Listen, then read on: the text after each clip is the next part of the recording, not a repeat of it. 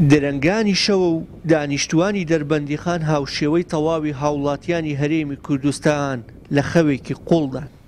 بەڵام جیاواز لە ناوچەکانی دیکە خەڵکی ئەم شارە تا سەحەر زیاتر لە جارێک لە ئارامی و خامۆشی شەو ڕادەچەڵەکێن. لەبەر ئەوەی ئۆتۆمبیلە بار هەڵگر و سوتەمەنیەکان بەنەو گەڕەکەکاندا گوزەر دەکەن.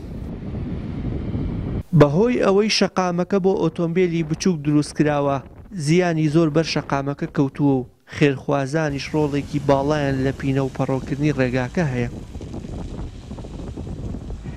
والله من ام عملاني شقم لا فرمانه ام شغلن فيها هم رجع بردوام تيم ام جاده تشال شغلي زور تيك بحكم يقلاب زور فيها يا رواد هم رجع تشال تيك هم رجع ام جاده الناس ام جيري زرابه جيري قراوه تناقي هم رجع خاص كاين بس بحال اخوان خو بخشانان دابا خادري خوايكم داوا حكومه ديال كردستان كم ام جاده خاص يعني هم رجع ما مشي يمي شۆفێرەکانیش نیگەرانن و دەڵێن ڕێگاکە ئەوان و تەنانەت ئۆتۆمبیلەکانیشی ماندوو کردووە تاکە چارەسەریش دوورخستنەوەی بار هەڵگرەکانە لە شارەکە.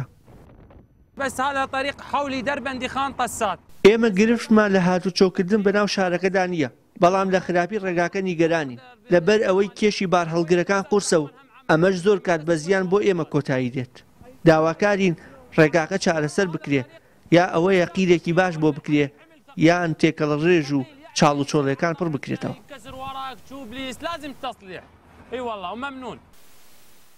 سەرۆکی شارەوانی شارەکەش لە بەرامبەر کێشەکە دەستەوسان و دەڵێت جوگرافیای قەزاکە ڕێگرە لە دوورخستنەوەی ڕێگای بار هەڵگرەکان لە ناو قەزاکەدا. دەربارەی نۆژەنکردنەوەکەش دەڵێت قەیرانی دارایی ڕێگر بووە لە چارەسەرکردنی ڕێگاکە.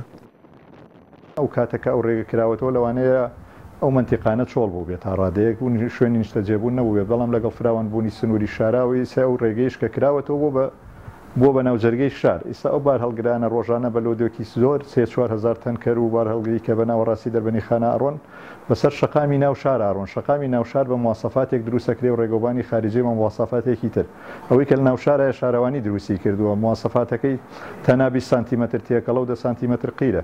ئەوەی کە ئێمەیەکەین ڕۆژانە لەسەر ئەرکی خۆمان و شارەوانی پڕکردنەوەی چاڵ و چۆڵیەکان و بە هاوکاری خێرخوازان زۆرجار لەیرە و لەوێ کە قیرەیەنین یا پێگەیەک چاکەین، بەڵام لە ئاسی ئەو لۆدە گەورانیە و لە ئاسی ئەو پێگەیانیە. ئێمە نزیکەی 10 کیلۆمەتر بە ناو شارە شەقامی بار هەڵگرەکانەیە. ئەو بار هەڵگرانە لە ئەساسەوە بۆ بار هەڵگر دروست نەکراون، شارەوانی دروستی کردووە بە مواسەفاتی کۆڵانەکانی ناو شار دروستی کردووە، هەموو تەنگەشەکانی شەگەڕێتەوە بۆوە. جگە لە خراپکردنی ڕێگاکان و دروستکردنی ژاوەژاو هاتوچۆکردنی ئۆتۆمبیلە بار هەڵگرەکان لە ناو قەزاکەدا سیمایەکی ناشارستانی بە شارۆچکەکە بەخشیوە. وشیار محەممەد، کەناڵی ئاسمانی پەیام، دەربەندیخان.